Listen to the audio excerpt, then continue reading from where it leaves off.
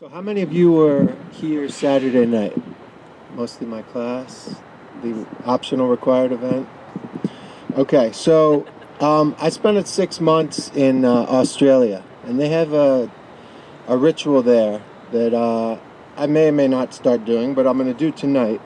In light of, for those of you who were there, Karina gave me this. I could pass it around, but more or less it's sage tied with a piece of yarn. And she shared that it was a Native American custom to, it had to do with welcoming. And in light of that, I'm going to create a hybrid ritual. She said I should light this, so I will.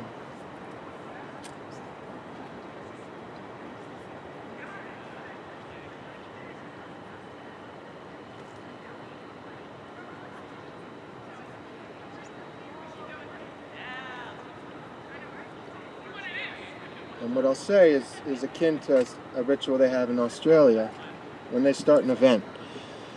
Our event is being held on the traditional lands of the Ohlone people, and I wish to acknowledge them as traditional stewards. I'd also like to pay my respects to the elders, past and present, and the elders from other communities who may be here today. Welcome everyone to the third event of the USF Swig Program in Jewish Studies and Social Justice, 2017-2018 academic calendar year, where tonight we have the opportunity to learn with April Baskin. We'll deliver our closing night keynote address of our first Open Doors Sukkot Program, celebrating the Jewish holiday commonly known in English as the Festival of Tabernacles or the Festival of Booths. Founded in 2008, the USF Swig Program in Jewish Studies and Social Justice is the first and only program in the history of the United States formally and explicitly linking Jewish studies with social justice. In addition to offering numerous courses related to this interdisciplinary field, our program offers a minor in JSSJ, as well as a number of events, including an annual speaker series, an annual human rights lecture, an annual social justice lecture, and an annual social justice Passover Seder. This fall, in addition to tonight's exciting event, we have a few other JSSJ event offerings. Opening last month in Kalmanovitz Hall, we have an art installation in the foyer that'll be there all semester called Jews of Color in Color. Shattering the stereotype of the white Ashkenazi Jew, this powerful photo exhibit, composed by Scattered Among the Nations, presents Jewish communities from around the world, countries such as Ghana, India, Mexico, and Zimbabwe. You guys can come on in. As you probably know, tonight's event is the 8th of 8 consecutive nights of events in our campus Sukkah, built at a crossroads of campus activity. Over the past week of this important Jewish holiday, this Sukkah has become a social justice nexus designed to serve multiple communities both on and off campus. Through the experience of being in an outdoor-indoor communal Sukkah, we succeeded in building a temporary space that welcomed people to conversations around identity, difference, responsibility, and faith, utilizing guest speakers, shared meals, performances, learning. Each evening event featured programming dedicated to the amplification of a specific theme related to the overarching idea of open doors. During the day, the sacred space of the Sukkah was available for use. Classes met here. People shared time and meals with one another. The week of on-campus Sukkot events was full and meaningful. This morning, an article published by the Jewish Telegraphic Agency, the AP, or the Associated Press version of the Jewish-affiliated print media, profiled this Sukkah, our USF Sukkah, as one of 5 that they followed in the entire planet Earth, focusing on Jewish studies and social justice. The final JSSJ event of the semester, unrelated to Sukkot, will take place on Tuesday, October 24th at 6:30, where Avi Cover will deliver our 3rd annual Human Rights Lecture, Oscar Grant, Tamir Rice, and the Victims We Don't Know, Legal Murder of People of Color and Immunity for Police, which will be held in Fromm Hall over yonder. Flyers regarding this event, this final event of the semester, can be found on the table outside. In addition, if you're interested in being put on our JSSJ listserv, please add your name to that sheet. Thanks for its support for tonight's performance goes to the Department of Theology and Religious Studies, Events Management, which has been fabulous, Facilities, and THRS and JSSJ's Monica Doblado, who is the heart and soul of our department and our program. Thanks also to the following on-campus programs and departments for partnering together on this Open Doors Sukkot program: the USF Community Garden, Department of Art and Architecture, Program in Performing Arts and Social Justice, Program in Urban Agriculture, and University Ministry. Thanks as well to our off-campus partners, St. Ignatius Church and the San Francisco Muslim Community Center. Last but not least, a very special thank you to our local community partner, The Kitchen, a San Francisco-based religious community deeply grounded in serious exploration of Jewish tradition, text, and ritual. The Kitchen's creating a spiritually engaging community of seekers at all levels of Jewish knowledge and experience. Believing in the pursuit of justice in our lives and our communities, The Kitchen is committed to social justice writ large, ending all forms of oppression for all peoples, regardless of identities. Now, let us begin tonight's program officially. The most valued text in the Jewish tradition is the Torah, the 5 books of Moses. Among the many biblical directives of you shall do this, you shall not do that, we find the verse, you shall not wrong or oppress a stranger, for you were strangers in the land of Egypt. According to the rabbis of the Talmud, a set of sacred books almost as important in Jewish tradition as the Torah itself, this verse appears 36 times in the Torah. By many accounts, this means that this commandment appears more than any other. You shall not wrong or oppress a stranger, for you were strangers in the land of Egypt. But who is the stranger? Last Wednesday evening, we heard from Alana Kaufman, who spoke about, among other things, her experiences in the Jewish community as an African-American Jewish woman. Many of these experiences left her feeling like a stranger in her own community, and yet, she told us, she's committed to bringing greater inclusivity to the Jews with whom she identifies. Last Saturday evening, we heard from Karina Gould and Ariel Lucky. As Karina shared, she's the spokesperson for the Confederated Villages of the Lashon, Ohlone, Chochenyo, and Karkin language-speaking people of the Greater East Bay. She told us about her native people's history in this area, about the attempted erasure of this stranger from the newly built land of the so-called free and home of the brave. Ariel showed a very different and yet incredibly similar attempted erasure of his side of his family that used to live in Lubcha, located in today's Belarus.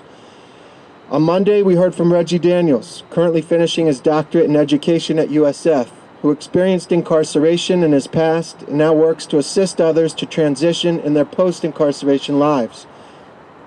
Being a stranger, feeling out of place, is for perhaps most of us a normal part of the human experience. But what about for those whom being a stranger is much more than a transient feeling? Those who live day in and day out in the midst of oppression. What about those who live in the margins, whether based on race, ethnicity, gender, sex, sexual orientation, or another identity altogether?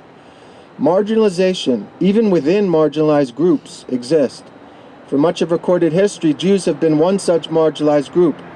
And though this incredibly diverse community is believed to have been birthed in the Middle East and not Europe, and though, to paraphrase scholar Ephraim Isaac, Ethiopia is mentioned in the Hebrew Bible over 50 times, Poland not even once. The dominant discourse today among and between Jews is rooted in Ashkenazi, heteronormative, American and Israeli discourse. Ashkenazi Jews being those who trace the lineage to Eastern Europe and Russia. But what about Jews who don't fit into this dominant discourse? What about those Jews who feel like strangers among Jewish Americans and Americans writ large? There are 2 core ideas to Sukkot that speak to these questions. The first is embodied in the physical structure of the Sukkah, which is temporary, transient. One of many things we can learn from this ritual is that as all too many know, whether living in the North Bay, Puerto Rico, or beyond, everything is transient. The second Sukkot idea is found in welcoming the other, the stranger if you will, into one's Sukkah, something we at USF have done all week. Tonight's speaker lives and identifies with particular social identities, as well as being a member of larger human collectives. An individual who has insight into the ever-changing notion of social identities far beyond most of our own. It's my pleasure to introduce to you tonight April Baskin. Before joining the Union for Reform Judaism, the largest religious organization in the Jewish communities, as the Vice President of Audacious Hospitality, April served as the National Director of Resources and Training at Interfaith Family. She has spent 10 years advocating for Jewish diversity and inclusion locally and nationally in a variety of ways, including facilitating LGBT educational trainings as a Keshet facilitator and writing a thesis about the experiences and identities of Jewish young adults of color in American Judaism.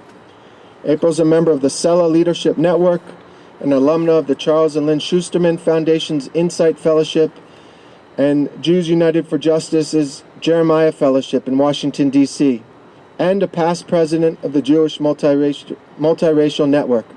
Additionally, April is on the leadership team of the Jewish Social Justice Roundtable. Please join me in welcoming our guest for this evening, April Baskin.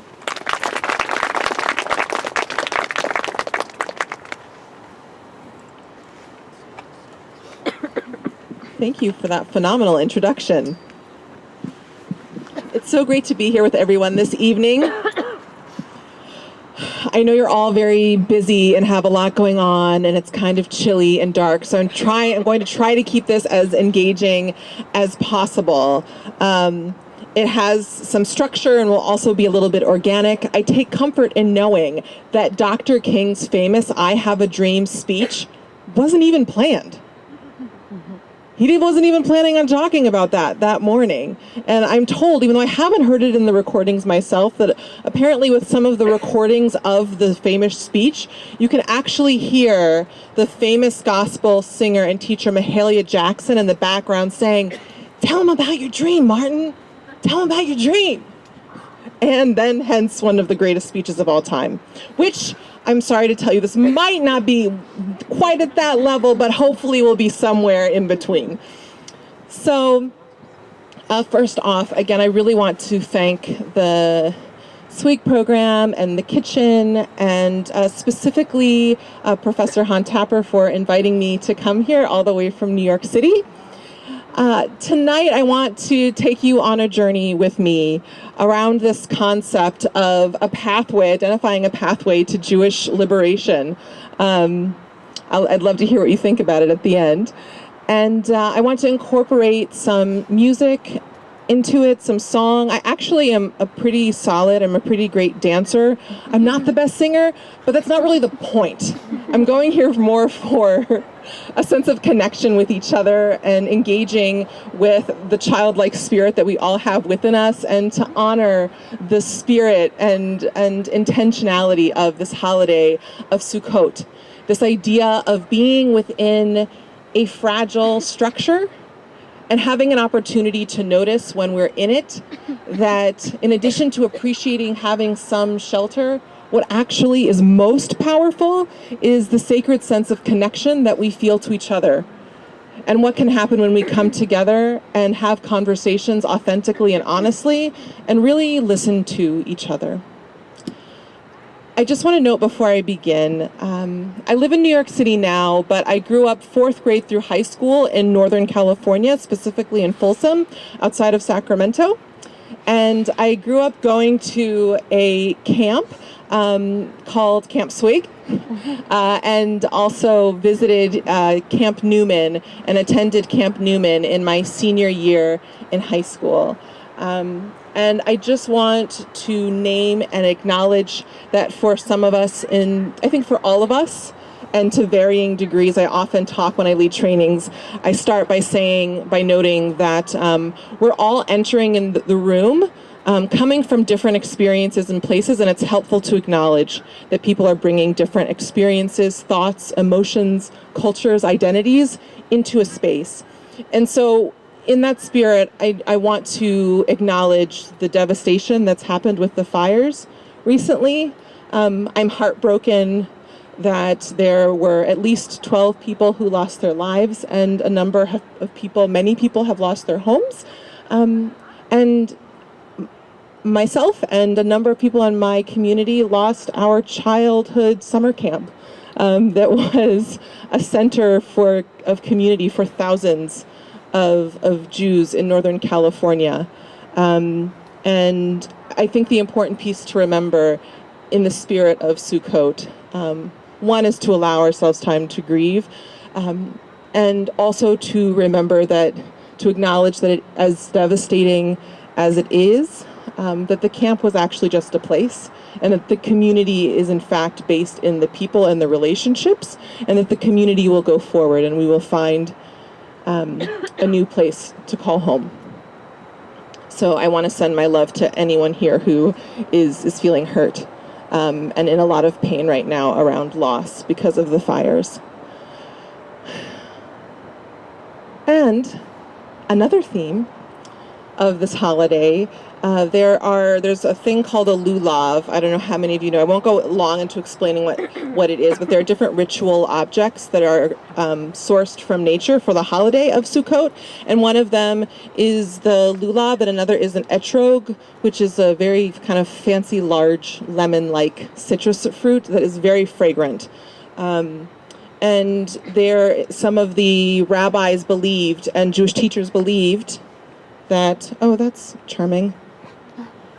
Do we have a power source? Mm-hmm. Yeah. Sorry. I do.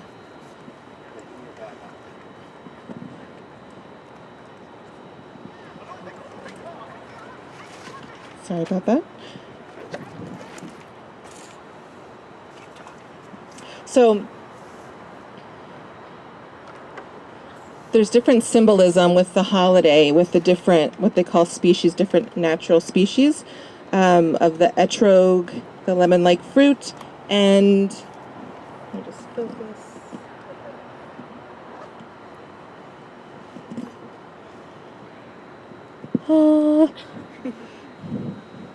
And then there are different palm branches, and one of the representations or beliefs or ideas is that these natural species actually represent different parts of the human body.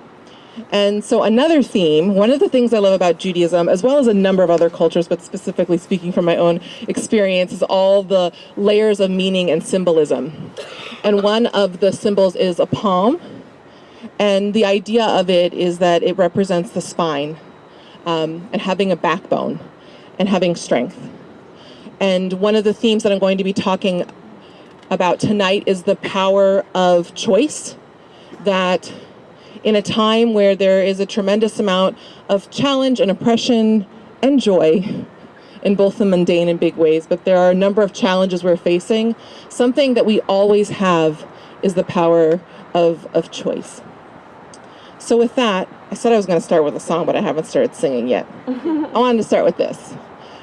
Maybe some people know the song, maybe you don't. It's a little hokey in advance, and it goes like this. Wherever you go, there's always someone Jewish. You're never alone when you say you're a Jew. So when you're not home and you're somewhere kind of newish, the odds are don't look far, 'cause they're Jewish too. Some Jews live in tents, and some live in pagodas, and some Jews pay rent 'cause the city's not free. Some Jews live on farms in the hills of Minnesota, and some Jews wear no shoes and live by the sea. And it continues to yadada, yadada, dee dee dee dee dee. I saw some of you singing along. And I quoted that song in my thesis. And I like that song because it both speaks to the diversity of the Jewish diaspora and the Jewish people. And I also sing it because in the song it says you're never alone when you say you're a Jew. Yet as Professor Han Tapper spoke of, there are a number of Jews who feel alone within the Jewish community, or who aren't believed or are questioned when they say they're a Jew. And part of what brought me to this work is around helping to engender a sense of belonging. That's little April. And one of the pieces that I wanted to mention here, to give you a little bit of background about who's in front of you, in addition to the fancy bio you heard, is that I am a multiracial Jewish woman of color. I loved the incorporation of sage in the ceremony. I have indigenous heritage from Okolona, Mississippi. In addition to serving as the vice president of Audacious Hospitality at the Union for Reform Judaism, I'm also the great-great-granddaughter of formerly enslaved African Americans who lived and worked in Okolona, Mississippi, and Clinton, North Carolina. And despite back-breaking oppression, built lives along with many other Black people with great integrity and pride, and contributed so much to this society and gave me an enduring sense of love and belonging and strength that I carry with me throughout this work. So what is my work? What is Audacious Hospitality? And the URJ? You've heard a little bit. At the heart of Audacious Hospitality is the belief that the Jewish community will be stronger and more vibrant when we not only welcome, but actually incorporate the diversity in all of its hues that is the reality and future of modern Jewish life. In other words, for shorthand, more shorthand, it's about welcoming all and thinking about how we can widen our tent, or as I like to say in a way that may be hard for some to hear, designing for the margins.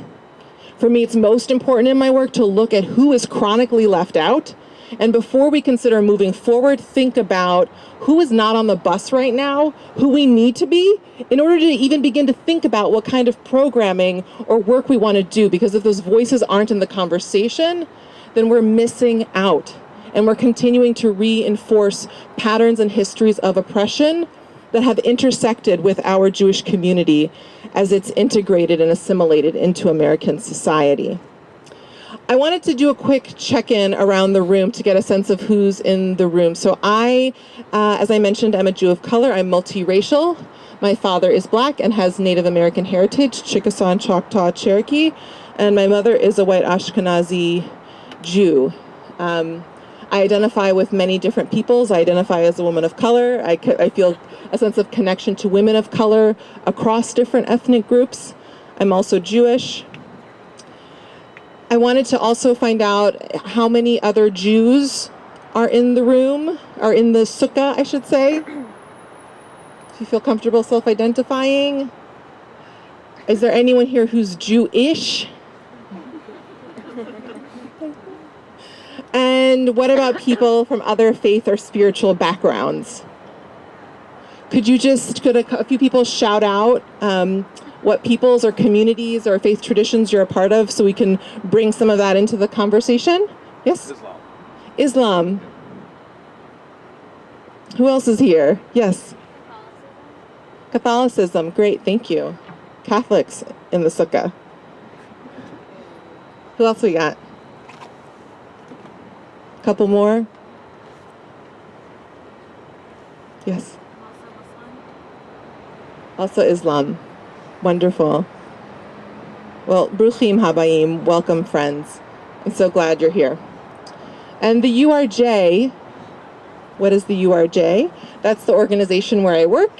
And the URJ is the largest Jewish movement in North America, representing 900 Reform Jewish congregations, 19 summer camps, and the Religious Action Center of Reform Judaism, which works for social change throughout North America, that's based in Washington, D.C. So on Audacious Hospitality, I'm going to give you a little bit of background here, and then I want to dive into the work of talking about social change, but just so you have a sense. Audacious Hospitality, like what is that? Where did it come from? I'm going to tell you a little bit of the origin story of it. So the three main reasons that I talk about, that I tell people when I mention why Audacious Hospitality was created, is three things, very briefly, because I could take a lot of time just going into this.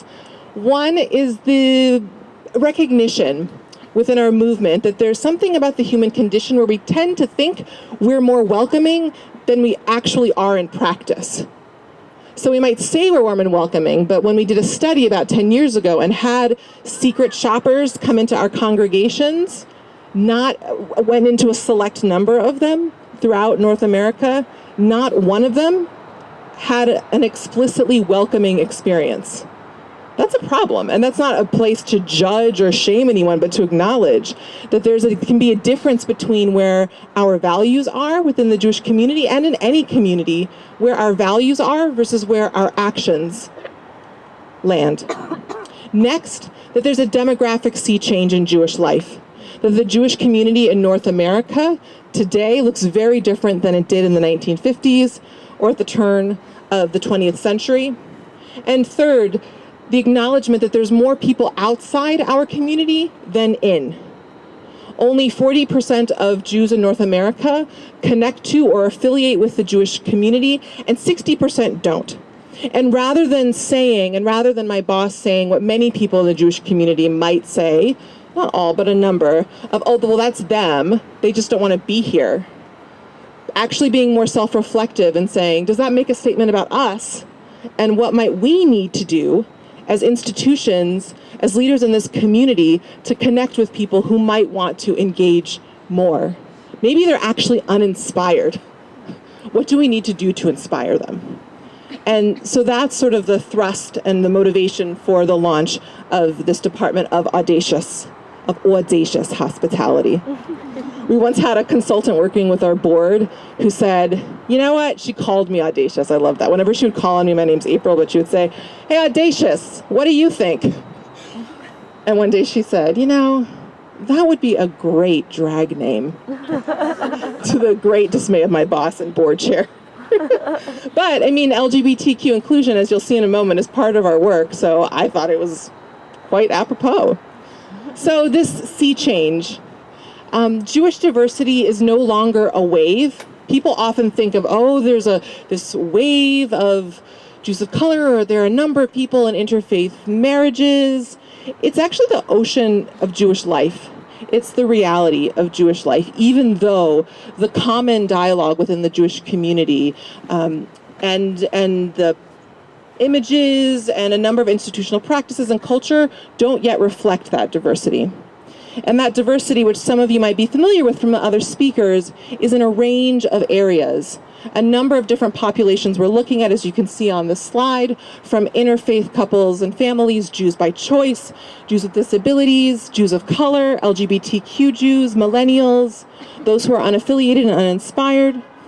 And more specifically, as I talked about with designing for the margins and thinking about who's getting left out, I really want to focus in on that.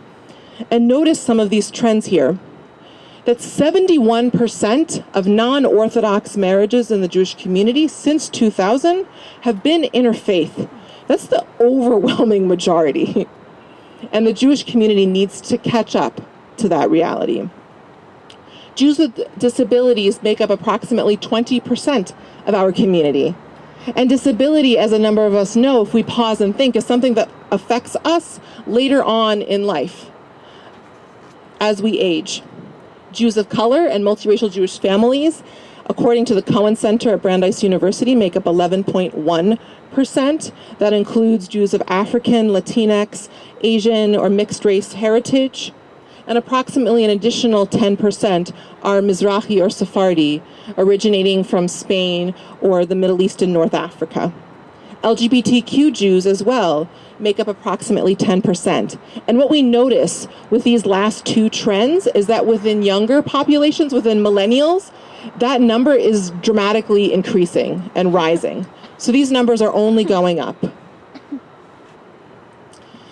So with my job, I'm at this interesting place where I've been asked, I am filling this role for the first time. As far as I know, there has never been a vice president of Audacious Hospitality before, which is both thrilling and terrifying. What that gives me the opportunity to do is to set the parameters around what I will be working on, what I'll choose to focus on. That's a lot of responsibility, but also a lot of power. And it's been really interesting for me to navigate this role as a woman of color, and specifically as a multiracial Jewish woman of color. Because I find in working on an executive team with people who are mostly white Ashkenazi and 50 years of age and older, I'm 33, is that I come with a very different world view.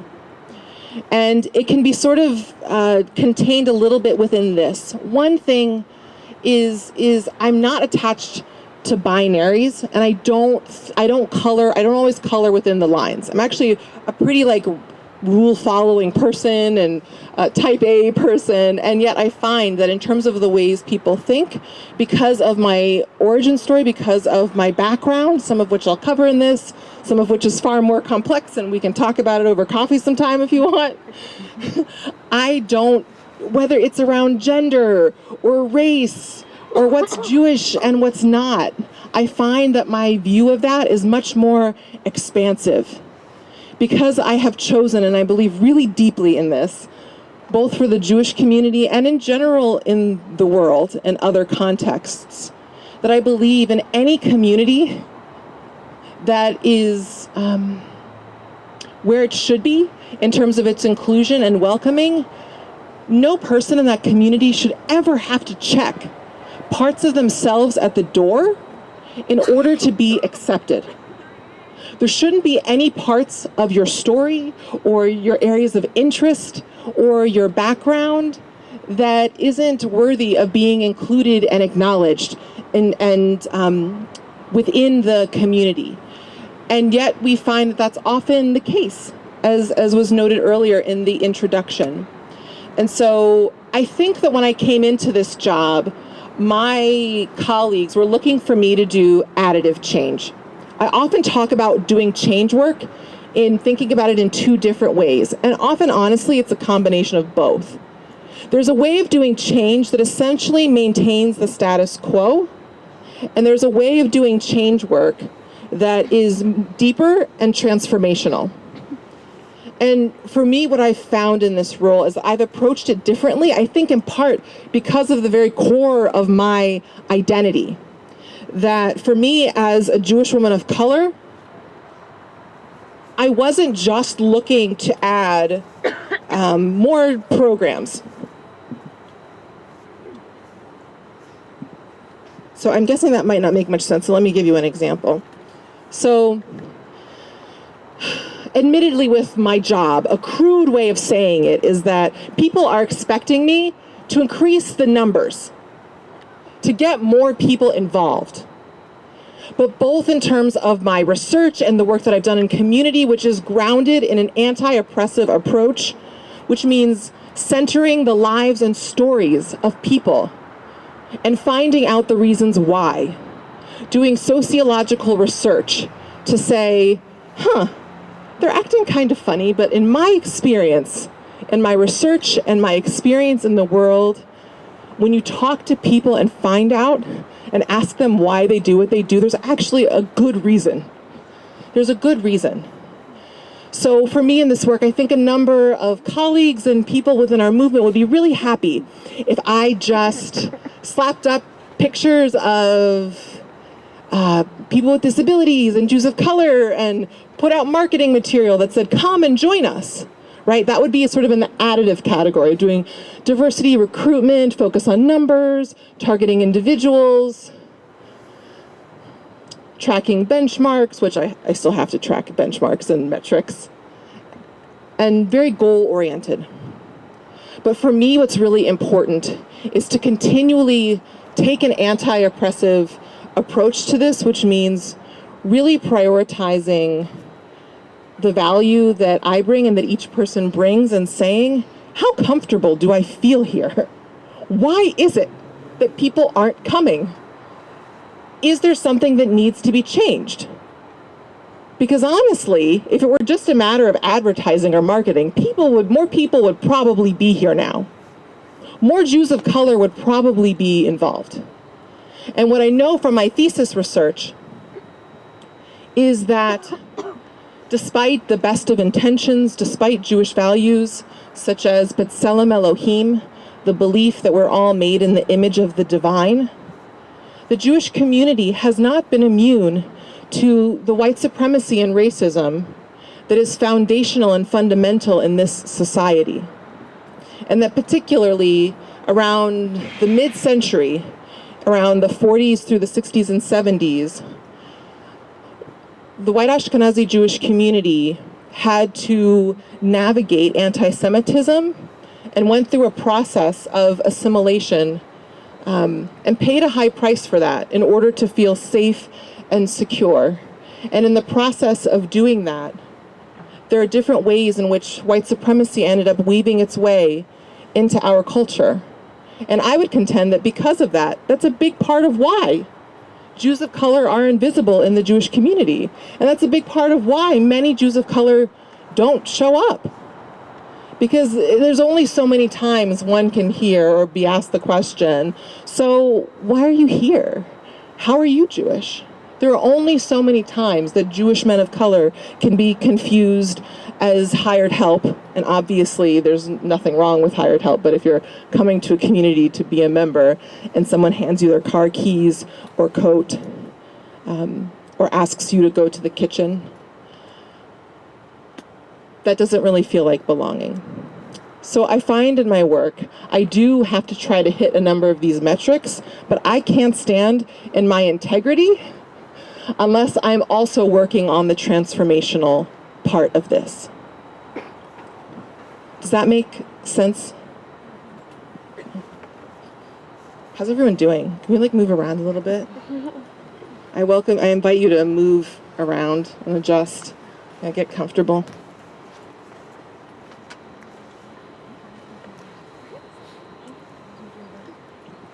So I've recently given a couple speeches, and I wanted to share some of the text of those with you recently at the 1,000 Ministers March in Washington, D.C. with the Reverend Al Sharpton and my colleague, Rabbi Jonah Pesner of the Religious Action Center of Reform Judaism. It was a pretty incredible march and day. And then this past Sunday, I had the honor of representing the Jewish community as a speaker at the March for Racial Justice in New York City. And I wanted to share some of those thoughts with you to sort of ramp up the social justice component of this evening. One of the things that I want to briefly mention before I do is that a couple of the dynamics that I think are key and something that I often speak to, which is also covered in these remarks, that's really important, is the interconnectedness of anti-Jewish oppression or anti-Semitism and racism, that they're actually both outgrowths of white supremacy. And what we see in media narratives, online and in conversations, is that there's often a sense of it being being in competition or people having to choose, but we actually don't have to choose. We can actually work to end both, along with all other forms of oppression. Racial justice is a fundamental component of my Reformed Jewish values and our Jewish identities as a multiracial Jewish community. Racial justice isn't just an American issue, it is a Jewish issue too. Racial justice is not about us and them, it is about all of us. Jews of color, Mizrahi and Sephardi Jews, white Ashkenazi Jews, Muslims, Christians, Buddhists, and Sikhs, and people of all faiths and spiritual persuasions. We Jews are in the midst of the annual sacred high holiday season, which Sukkot and Simchat Torah are heading toward the end, or at the end of the season, but we're still in the high holiday season. Yom Kippur concluded yesterday evening. Oh, well, I said that then, just kidding. But as I said, Yom Kippur concluded yesterday evening, so if there are any Jews near you who seem a little woozy, they may still be recovering from yesterday's fast. How Muslims engage in Ramadan for 30 days continues to amaze and inspire me, so shout out to all the Muslims in the room. Just as I shared at the 1,000 Ministers March last month in Washington, D.C., as Jewish custom has it, each year on Rosh Hashanah and Yom Kippur, we proclaim Tekiah, wake up, Tekiah, wake from your slumber. We sound the shofar, the ram's horn. It's meant to stir us from the numbness and isolation that can so easily take over, leading us astray if we allow it.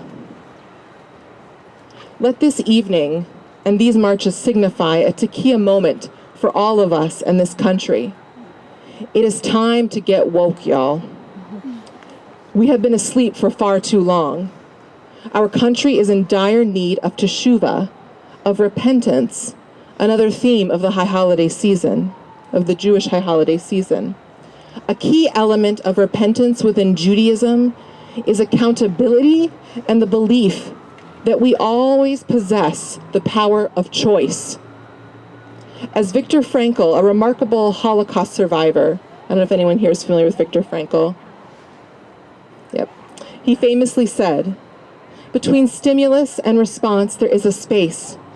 In that space is our power to choose our response. In our response lies our growth and our freedom. Everything can be taken from a person, but one thing, the last of the human freedoms, to choose one's attitude in any given set of circumstances, to choose one's own way. Brothers and sisters, and all the blessings in between, it is time to choose to dismantle white supremacy once and for all. It's time to wake up and to decide resolutely, stand with our family and allies and collectively proclaim, Tekiah, wake up, and reclaim the fullness and richness of our identities and heritages before they were damaged or temporarily erased or obscured by the trauma that white supremacy has inflicted and continues to inflict on our country. It is time for us to take back our identities, our voice, and our determination. I want to offer a helpful formula for those who might be newer to this work or for those who are even deeply engaged in it. It comes from my colleagues at the Religious Action Center of Reform Judaism. Admittedly, it may seem a little bit deceptively simple, but I think it is potent, powerful, and incredibly relevant. It's called Reflect, Relate, Reform, as you see on those gears there. Reflect, Relate, Reform. Like I said, admittedly, when I first heard this, I was like, I get it. Alliteration, reflect, relate, reform. Nice, okay, great. But it's actually quite powerful.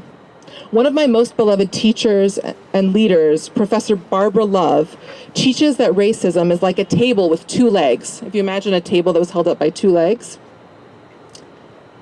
And in order to dismantle it, you need only to knock out one of the legs. For white people, and those two legs are racism that is enforced by white people and people who gain access to whiteness, and people of color who have internalized the racism. And in both cases, often at this point, largely, this isn't explicit as we know. I would contend that most people in our society today aren't explicitly, intentionally racist. At this point, it's often implicit bias.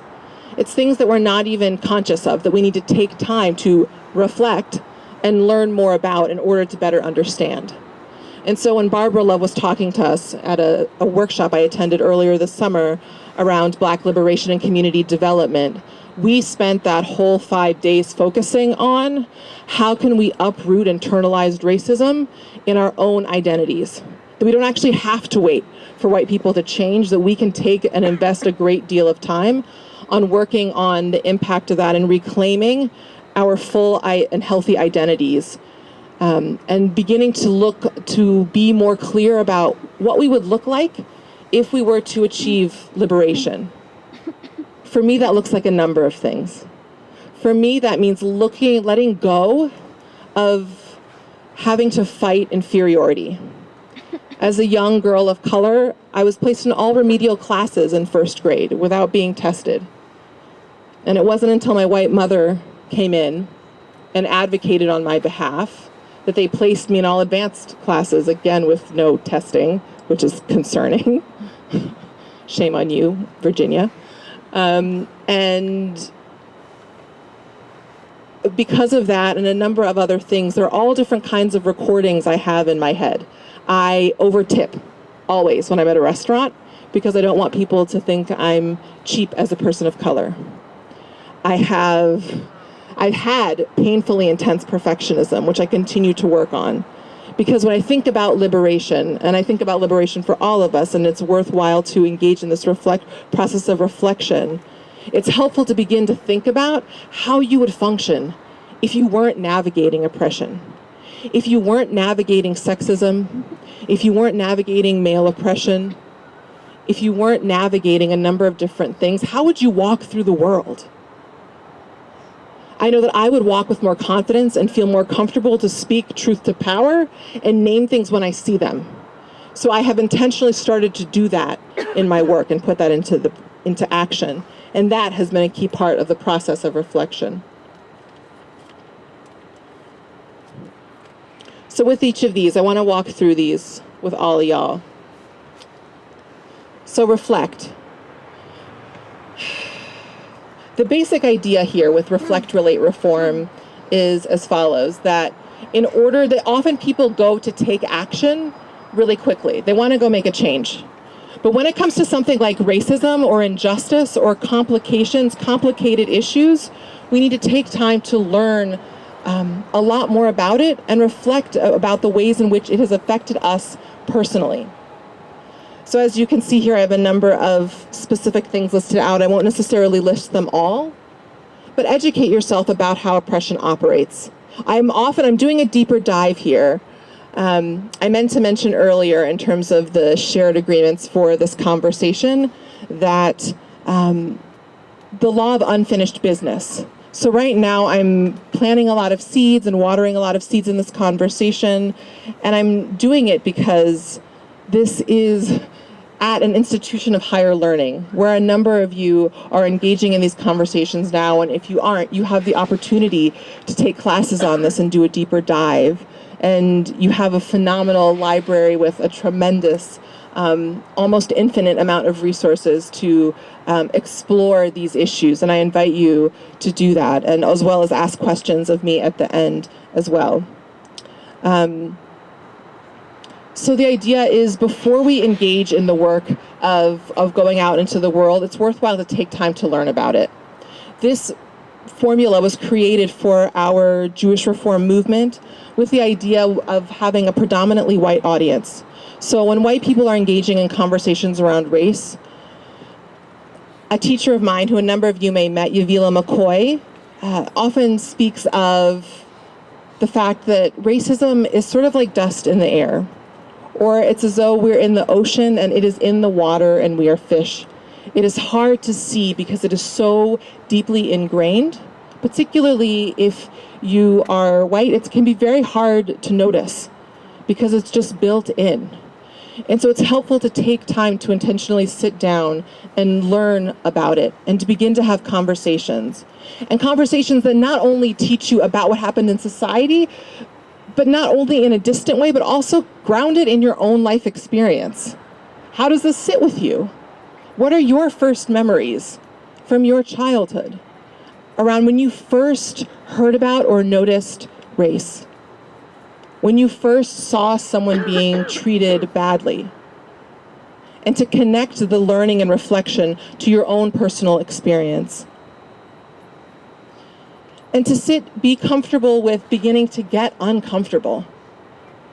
One of the key pieces about doing transformational change work is that it might not be comfortable, and one of the elements of white supremacy is saying that things need to be perfect and polished, but we're humans, and we're messy, and that's just fine. And we can't get better until we take a risk and step into the work. And honestly, I've found that for many people of color, not always, but much of the time, when they see a white person who comes into a conversation, who is open and willing to learn and willing to take a risk and open to hearing feedback, you'll be received well. So be willing to take those risks and get uncomfortable. Second, might be my favorite, relate. And often this gets missed in work, is if you are going to take on an issue, we've always got to center the people who are most directly affected by that issue. As is very commonly said within the disability advocacy movement, and a number of others have taken it on, including myself, they remember the phrase, nothing about us without us. If we are working on reproductive health, we should be centering the voices and stories and needs of women who are affected by that. We should be looking for women leaders who are already doing this work and center their voices. If we are working on race within the Jewish community, it is critically important to center and support the voices of Jews of color. And we need to be in relationship with the people who are doing the work. If our work for social change isn't grounded in the lives and stories of the people who are most directly affected, and we're not able to have relationships across lines of difference, we've got to reach for those relationships across lines of difference. We've got to get proximate and not just assume that we know. Scholar Brene Brown talks about, pardon my language, but it's her technical term for it. She talks about how in today's day and age with social media and a number of the conversations that are taking place, there's a lot of bullshit, which is different than mistruths, where we hear about something in the news and we begin to extrapolate. I'm sure a number of you have done this before. I've been guilty of it too, where somebody asks you something on a subject that you actually really know nothing about it, and yet somehow we still manage to have quite a lengthy opinion, whether it's about a refugee crisis in a certain part of the country, or a genocide that's taken place, or hunger in America, or a range of different issues. One of the ways we can reduce the level of hogwash or bullshit is to connect with the people and their stories. And to say it's okay, we actually don't have to know everything, but there actually are people who do. And we are not going to move any program or initiative forward on any subject without those people at the center of that issue. And finally, reform, taking action, which now grounded in having a sense of yourself and your story and what is at stake personally for you. When I often lead racial justice trainings, I invite people to answer the question, what's at stake for you in this conversation? Because if it's just about the other person, that's not enough. And I find the room goes from silent to bustling in like a matter of 20 seconds. Once we just give ourselves a moment to engage in that reflection and notice, oh, there is a lot at stake for me. So grounded in a personal understanding and then grounding in relationship with people who are directly affected and saying and finding out from them, how can I support you in this work? You are working on reproductive justice. You are working on racial justice. Your family and you have been doing this for generations. Let me not start my own campaign. How about I come and ask you, how can I best be of service? And when we do that, we might hear, actually, we're doing this campaign, I'd love for you to help. Or you might hear, as a number of you have heard already, you might hear, I need you to get your people. Has anybody heard that? Anybody heard that? Does people have a sense of what that means? Can anybody say what your sense of what that means, what get your people means? Yes? Like bring your community along to also help be involved. Yeah, bring your community along. That just like you engage in the process of reflection in yourself, it's helpful to engage your community in that work too, and that's actually some of the best work we can do. Some key points to remember in terms of taking action. It's not just about the work itself, it's so much about process. When we talk about additive versus transformative, transformation happens when we don't just focus on the outcome, because if our process is off, if we're not involving people of color in the process along the way, if we're not addressing the oppression that's still taking place in our dynamics and the power dynamics, then we're not going to be able to get to that destination. As has been famously said, we can't dismantle the master's house with the master's tools. We actually have to begin to practice functioning from a liberatory, empowered place. And what that looks like is a number of different things that I have listed here, including prioritizing relationship before task. To say that no task is more important than the connection we have with each other. That if I'm not in a good place with you, if you feel like I'm not hearing you, then we can't get to this work yet. That means when we have community meetings, we start out with a brief check-in and find out how people are doing. How is the situation with DACA affecting you and your family? Do you need support right now? And to continue to be cognizant of power dynamics as we do this work. That was one thing that I didn't mention on the other side with the relationships, is as we have relationships, one of the things that I notice within the Jewish community, and it's hard, and this is actually, you can cover this in the reflect part, and it shows up in relate, is to really, as you're learning about these things, to learn more about oppression and how it works and how it affects different communities differently and different genders differently and different ages differently. And so things are complicated. So if you look at the Jewish community versus the Black community, there are a number of dynamics at play right now in this moment. So post-Charlottesville,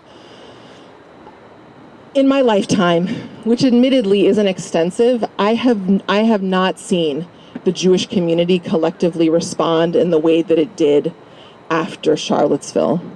There was a true sense of terror. Anti-Semitism, like racism, like many of the isms, is something that unless you're directly affected by it, and even then, it can be really subtle, and you might not notice it. So there were many, many Jews in North America who really weren't aware that anti-Semitism was still a thing, let alone that it could be so brazen, and have people without masks marching in the street through Charlottesville. Now, it was interesting for me, again, in terms of intersectionality and the different overlapping oppressions that hit people, because for me, as a woman of color who's also Jewish, I was concerned about Charlottesville, but I wasn't that fazed. Because as a person of color in this country, I'm aware that the KKK marches every single year in a number of cities all across America.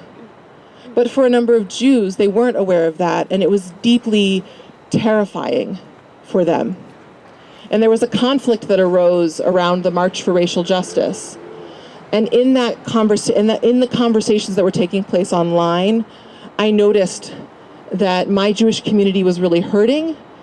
And in that moment of being so aware of having a history of genocide and very few people helping us, and us then losing 6 million people, that is completely true. And it's also true that in America today, the Jewish community does have a significant amount of power.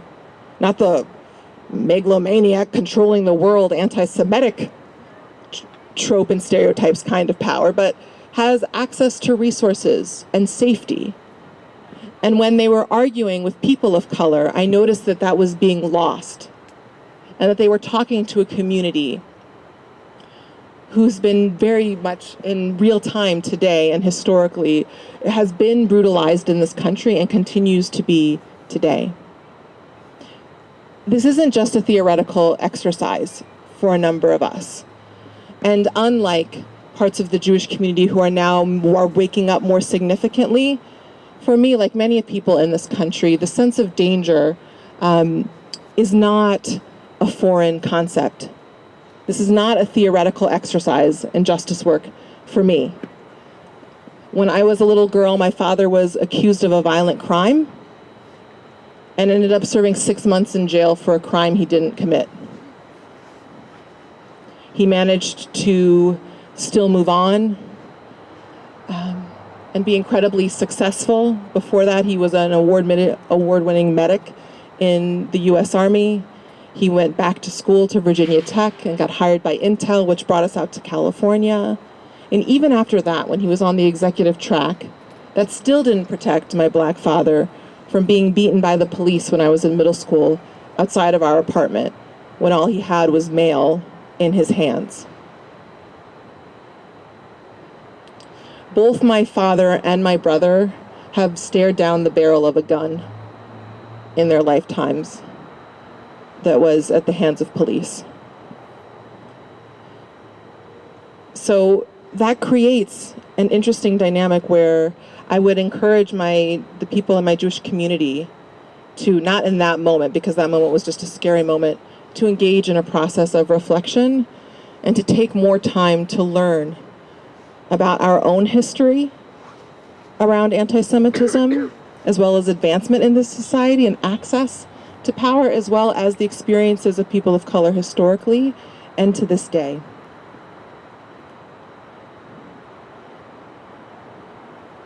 How am I on time?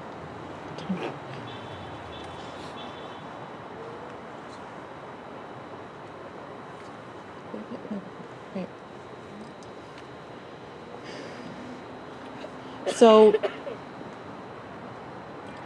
I'm like so eager to get into Q&A because I want to hear what all of you are thinking, and I want to engage in your questions and engage in conversation, which we will do just momentarily. There are a couple things that I will conclude with, which are as follows.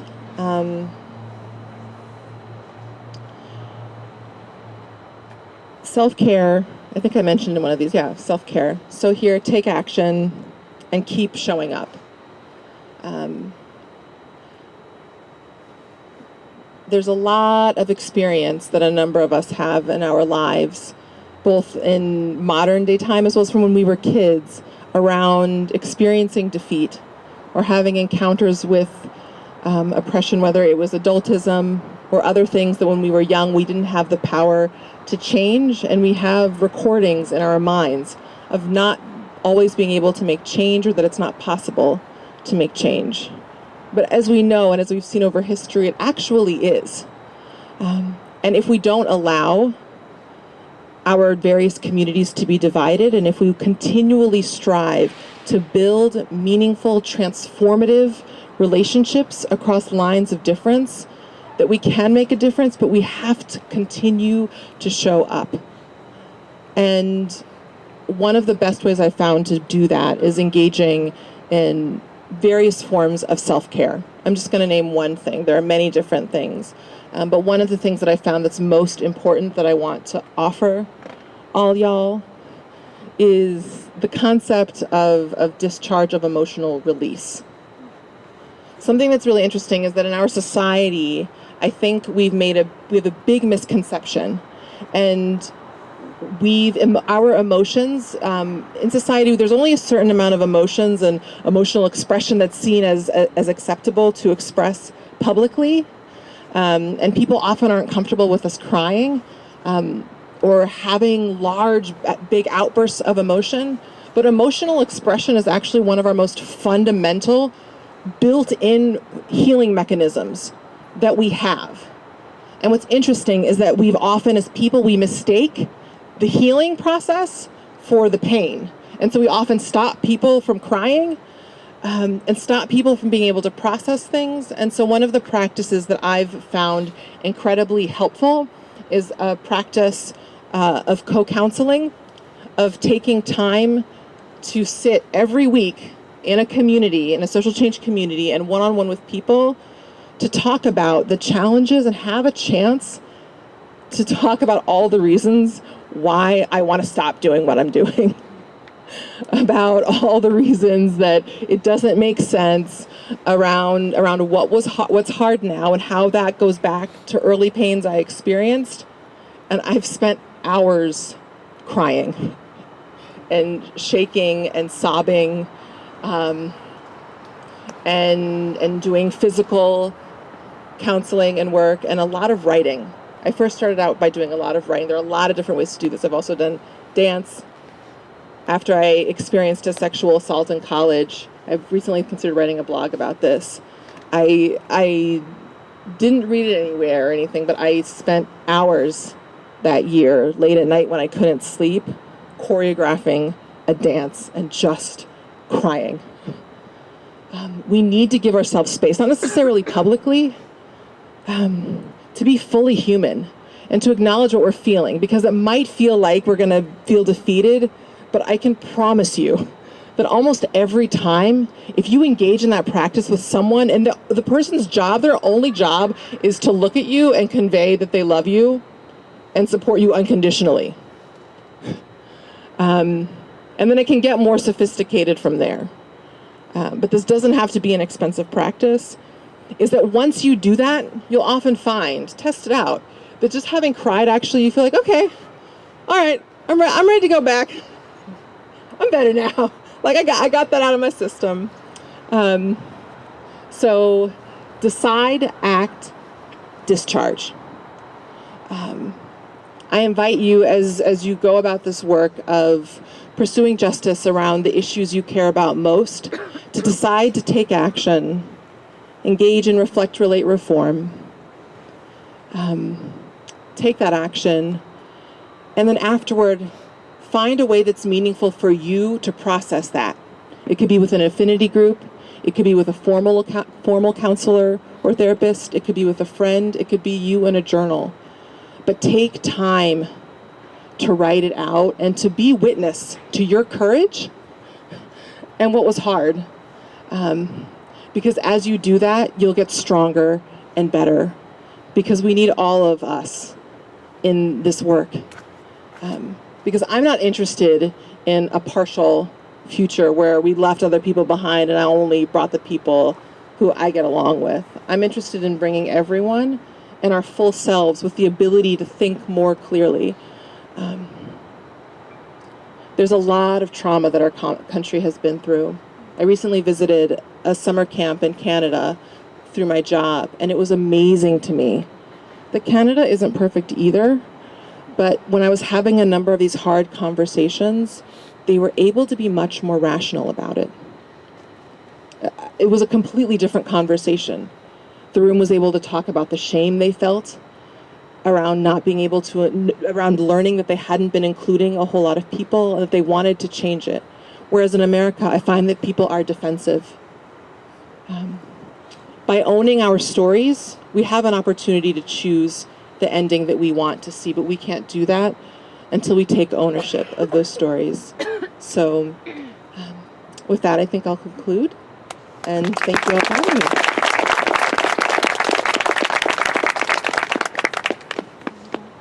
I'm really curious if there are thoughts, questions, what's in the room, what's up for people. Was there anything? Yes? I'm wondering how do you find if you interact with people who kind of have this preconceived idea of what it means to be Jewish? Mm-hmm. How have you interacted with people who have this preconceived notion of what it means to be self-identifying as someone who has intersectional identities? Maybe as someone who identifies as Black as well, Mm-hmm. person of color, and in terms of what it means to be Jewish too. How do you Sure. have interactions with that? So did everyone hear that?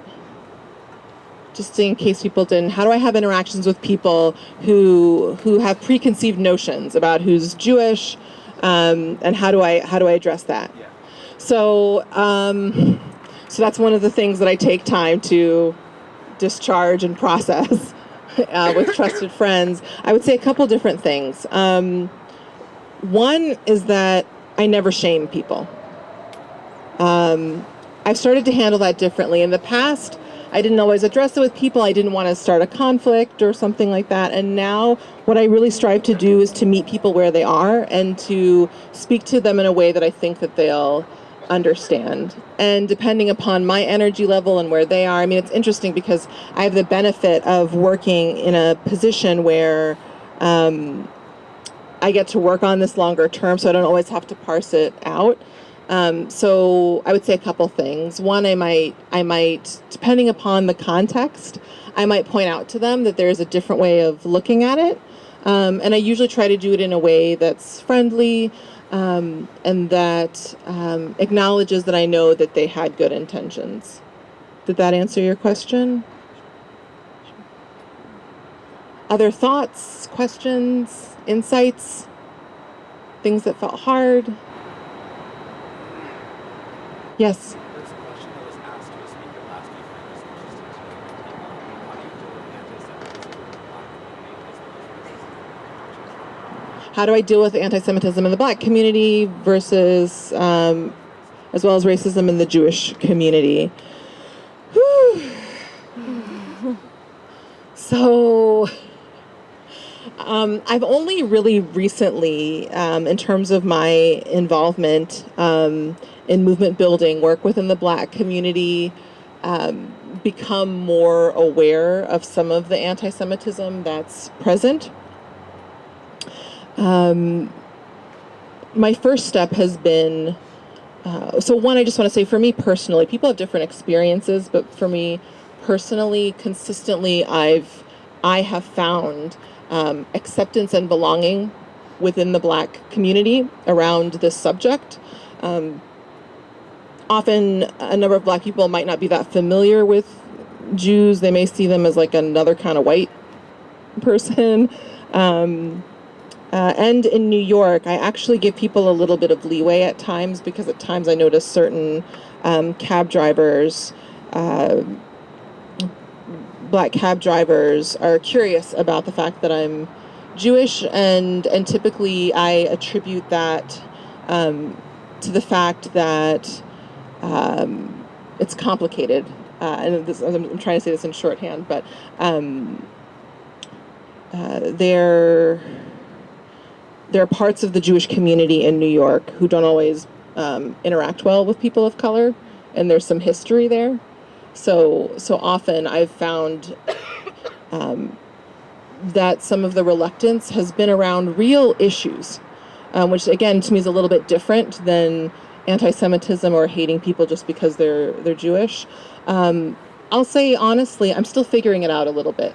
So I started to notice it, and my first step has been to educate myself more about how anti-Semitism operates and how to navigate that, and to begin some internal conversations with other Jews, because I've noticed with a couple white Jews who are particularly inspiring and are progressive and pretty informed about racism, that one, and particularly in a couple conversations in particular, that they weren't even aware that it was happening when it was happening, but I could see it, right? Because I have a broader vantage point being multiracial and Jewish. But I think in general, so speaking to both of your questions, it's about calling people in, right? So I'm never going to call people out, especially people of color. We get called out enough often for things that aren't even valid. But I would ground it in relationship. And so whether if I was talking with someone, a leader and a prominent leader in a city, I might talk to my friend who also lives in that city and has a relationship with them, and invite them to engage in a conversation. And a number of Jewish leaders of color, particularly Black Jewish leaders of color, are in an ongoing conversation about how we might address that issue. Yes? Thank you for inspiring talk. Could you say something about how your work has changed after Trump was elected? How has my work changed after Trump was elected? It's interesting because I was only on my job for a little over a year before the election. How has it changed? It certainly has intensified. So it's interesting. We've started to see, it's going to be a few years before I think we have more official data around it. But there's been, in some communities, a resurgence in engagement in Jewish life. A number of people are reaching out and connecting and looking for a sense of connection. Part of the way that anti-Semitism has hit Jews in America is having them sort of assimilate into whiteness. And as there has been a spike in explicit anti-Semitism, I think it's sort of woken up a number of assimilated Jews to say, oh, actually, this is something that matters to me and I want to connect. So we've been engaging a number of people who have been reaching out to our movement and our congregations because of that. Additionally, we're dealing, in terms of our work at the Religious Action Center, it's constant now. And we're having to both remain focused on core issues. We have a campaign that we launched after the election called The Urgency of Now, that has three main foci: racial justice, immigration justice, and fighting voter suppression. And we're trying to remain focused while we continue to lose various battles and win some, and it's just rapid fire. So the work has increased significantly, and we're working to both maintain a sense of community and keep that moving forward. Anything else? Any tough questions? Any ideas? Oh, yes. Sorry. Just kind of like going off of what you said about shaming people. I feel like in some cases I've seen like people from an oppressed group that are unwilling to like accept or hear people that aren't from their group, like express opinions or support or, you know, willingness to engage in a conversation just because they haven't experienced their oppression. And I just want to know, like, what do you think about that? Like, what would you say to those people? Yeah, so what would I say to people who are a part of oppressed groups not being willing to hear from people who are in oppressor groups? I would say a couple different things. I think it helps to create what some social workers call a container for conversation. So at times when those conversations take place, I know even for me at times, depending upon my mood or what's happening, I have varying levels of energy to hear certain things. I think it's helpful to start at the outset by being intentional about saying we want to have a conversation around this subject, and what are your rules of engagement? What are some of the things that people in this room need for other people to understand in order for us to be able to have an authentic and meaningful conversation? And what's off limits? What is something that, while it's just verbal, is connected to histories of violence or oppression, that are certain things that we're not going to be supportive of in the context of this conversation? That's one very concrete strategy and tool that I've found that can begin to help facilitate that conversation, so that people who are in groups who are historically or even presently targeted, that they know that there's a shared understanding of their humanity. I think it's fair. We need to be able to get to a point of having these conversations, right? And these conversations, it's helpful for them to be had in a context that acknowledges that certain people in the room are a part of groups who have been systematically targeted for dehumanization. And so there needs to be a process of rehumanizing people and making sure that there's room for everyone's voice to be heard in the conversation. I just actually had a comment. Sure.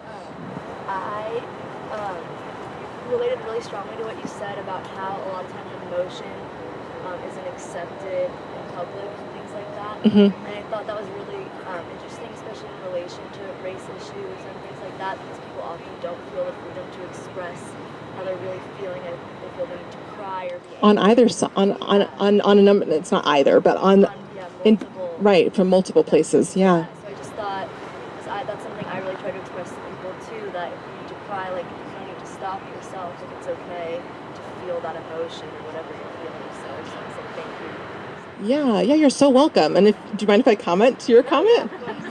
Yeah, I mean, I think that's so important. Obviously, what you said. To add on to that this is something where that everyone is entitled to emotions. One of my favorite professors, Dr. Joy DeGruy Leary, talks about post-traumatic slave syndrome. And I do a lot of racial justice and diversity work, and even me, and I do work on trauma, as you heard. And even me, when I first heard that, I was like, really? That seems a little excessive. But one of the things she talked about was that in her presentation, she had like a slide that had a photo, a pretty famous photo, of a black and white photo of a lynching, of a black man being hanged. And there are people in fancy business suits standing around and smiling to get in the photo. And there's a little girl in a white dress who's standing there with like pigtails, not pigtails, but her hair's all done up. And she's just standing there with her hands like this, smiling. And Dr. Joy says, when white people ask, or when people ask how racism and slavery affected white people, right there, that little girl is not able to feel anything. If that were a puppy, she would be falling apart on the ground in a puddle. But that is a human being who's been hanged, and she's not able to feel anything. So it's so important. And because of histories of trauma, I find affinity groups are incredibly helpful tool. I should have mentioned that in response to the earlier question, that starting with a group that has a shared identity to have some of these conversations, it's really important for people who are not only oppressed, but people who are in the oppressor group, because in almost every oppressor group, there is a tremendous amount of dehumanization that happens to those individuals as well.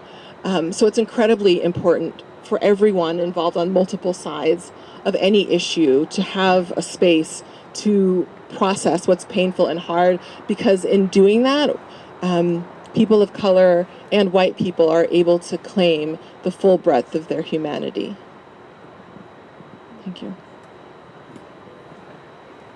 All right, thank you.